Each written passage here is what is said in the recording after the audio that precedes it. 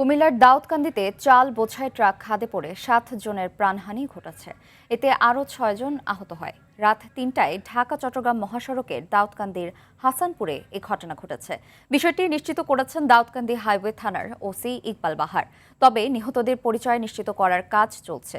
Highway police জানায়, দিনাজপুর থেকে চট্টগ্রামগামী চাল বোঝাই একটি ট্রাকে চড়ে একদল শ্রমিক তাদের কর্মস্থলে যাচ্ছিল। ভোরে হাসানপুর এলাকায় এসে চালবাহী ট্রাকটি নিয়ন্ত্রণ হারিয়ে খাদে উল্টে যায়। এতে চালের নিচে পড়ে ঘটনাস্থলেই ৭ জনের প্রাণহানি ঘটে।